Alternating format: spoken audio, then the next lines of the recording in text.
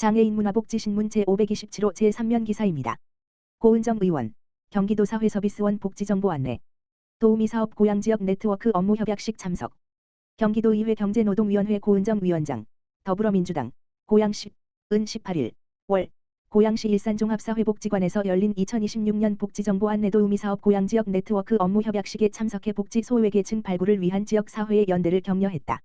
고은정 위원장은 경기도의 복지정보 안내 도우미 사업은 60세 이상의 은퇴 전문가들이 평생 쌓아온 노하우를 사회적 가치로 환원하는 동시에 복지 사각지대를 해소하는 선순환 모델이라며 정보 접근이 어려워 마땅히 누려야 할 혜택을 알지 못하고 소외되는 도민이 없도록 중장년 전문 인력의 풍부한 현장 경험을 활용한 맞춤형 상담 체계를 적극 지원해야 한다고 강조했다.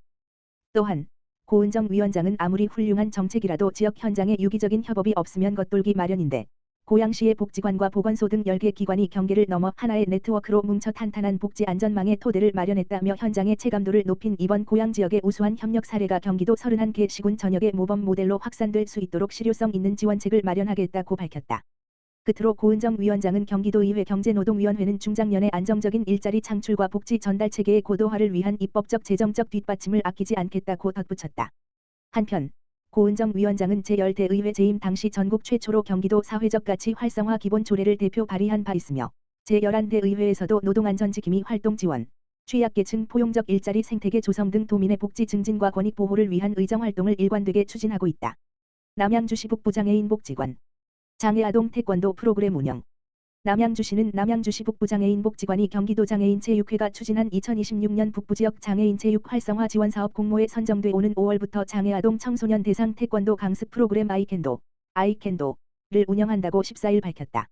이번 사업은 경기도 장애인 체육회가 지난 2월 경기도 북부지역 시군 장애인 체육회와 장애인 관련 단체를 대상으로 장애인 체육활동 활성화와 스포츠 균형 발전을 위해 추진한 공모사업이다. 공모에 선정된 아이캔도 프로그램은 장애아동 청소년 6명을 대상으로 총 25회기에 걸쳐 운영된다.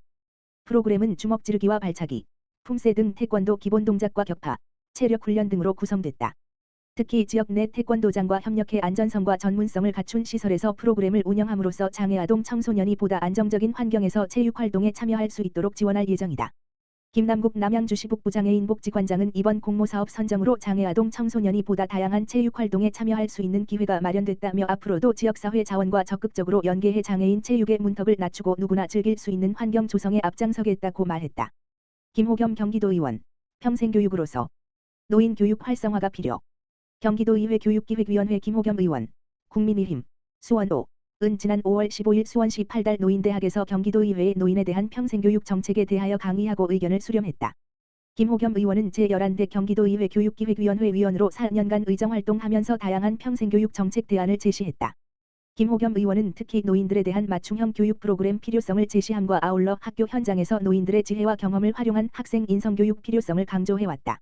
김호겸 의원은 5월 15일 수원시 8달구 노인대학에서 2025년 대한민국이 저출산 초고령화 사회에 진입에 따른 건강 100세 시대 시작에 대하여 경기도의회 정책을 소개하면서 이에 대한 경기도의회와 경기도의 대응 방안 등을 설명하였다.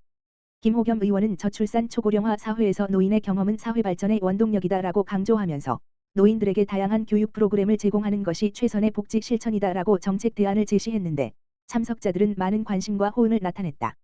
김호겸 의원은 노인대학 강의에서 대한민국과 일본의 노인 평생교육 프로그램을 비교 설명하면서 경기도와 정부가 초고령화 사회 진입에 걸맞은 교육 프로그램 설계와 운용, 이를 통한 노인 맞춤형 일자리를 창출하여 노인 인구가 절대적 빈곤층으로 진입하는 것을 예방해야 한다라고 주문했다. 김호겸 의원은 위와 같은 정책을 추진하기 위해서는 평생교육으로서 노인 교육 활성화가 필요하다라고 당부했다.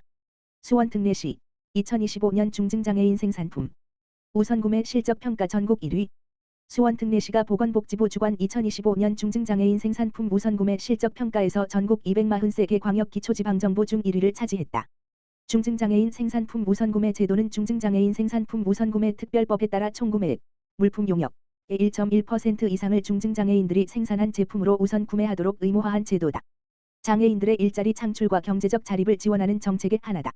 수원시의 중증장애인 생산품 구매 비율은 4.57%로 전국 공공기관의 평균 구매율 0.95%보다 4.8배 높았다. 전국 공공기관의 평균 구매율은 0.95%로 법정 기준치 1.1%에 미치지 못했다. 광역지방정부 구매율 평균은 0.81%, 기초지방정부 평균은 0.99%였다. 수원시는 중증장애인 생산품 박람회를 개최하고 부서별로 구매 실적을 관리하는 등 적극적으로 중증장애인 생산품 구매를 독려해 공공구매의 선순환 구조를 구축해왔다. 관계자 간담회도 여러 구매율을 높일 방안을 논의했다. 수원시 관계자는 이번 전국 1위 달성은 수원시 모든 공직자가 장애인의 자립을 지원하고 사회적 책임을 다하기 위해 함께 노력한 결과라며 수원시는 장애인과 더불어 시민 모두가 살기 좋은 수원을 만드는 데 앞장서겠다고 말했다. 고양시 원신동 지역사회보장협의체 실버킹과 건강밥상 지원사업 업무협약 연장 체결. 고양 특례시 원신동은 지난 14일 지역사회보장협의체와 실버킹이 관내 취약계층의 결식 예방과 영양관리를 위한 건강밥상 지원 사업의 업무협약 마우를 연장 체결했다고 밝혔다. 이번 협약은 나눔 문화 확산과 지역사회 복지 안전망 유지를 위한 것으로 원신동 행정복지센터 지역사회보장협의체와 실버킹이 참여했다.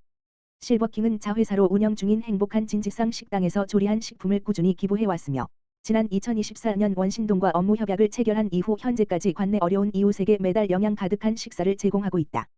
이번 협약 연장을 통해 식사 해결이 어려운 관내 소외계층에게 균형 잡힌 식사를 지속적으로 제공할 수 있게 되었으며 이는 취약계층의 건강 증진은 물론 고독사 예방 등 복지 사각지대 해소에도 도움이 될 것으로 기대된다. 이찬재 실버킹 대표이사는 나고 자란 내 고장을 위해 공헌할 수 있게 되어 기쁘다며 앞으로도 지역사회를 위한 나눔 활동을 지속해 나가겠다고 말했다.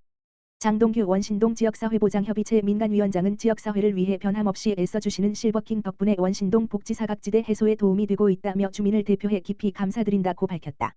주윤주 원신동장은 어려운 경제 상황 속에서도 관내 기업이 보여준 관심에 진심으로 감사드린다며 기부된 식품들이 꼭 필요한 분들에게 전달될 수 있도록 행정적 지원에 최선을 다하겠다고 말했다. 북수원 도서관, 호매실장애인 종합복지관 소속 디지털 드로잉 작가 단체전 나란한 세계, 우리의 빛 개최. 북수원 도서관이 호매실장애인 종합복지관 소속 디지털 드로잉 작가들이 참여하는 기획 초대전 나란한 세계, 우리의 빛을 개최한다. 5월 31일까지 도서관 1층 갤러리에서 열리는 이번 전시회에서는 2024 국제장애인 예술가대회 수상작 내 친구 강아지, 전영기 작가, 2025 캔버스, 장애예술인 아트페어 참여작 가을 풍경, 박승혁 작가, 노부부, 서하진 작가를 비롯해 20여 점의 작품을 만날 수 있다.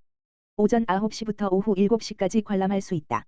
북수원 도서관 관계자는 호매실장애인 종합복지관과 협력해 지역의 훌륭한 작가들의 작품을 소개할 수 있어 기쁘다며 디지털 캔버스 위에 펼쳐진 작가들의 무한한 상상력과 창작열을 시민과 나누는 뜻깊은 전시회라고 말했다. 미술특화 도서관인 북수원 도서관은 갤러리를 운영하며 지역 예술인의 창작 활동을 지원하고 시민에게 문화를 향유할 기회를 제공하고 있다.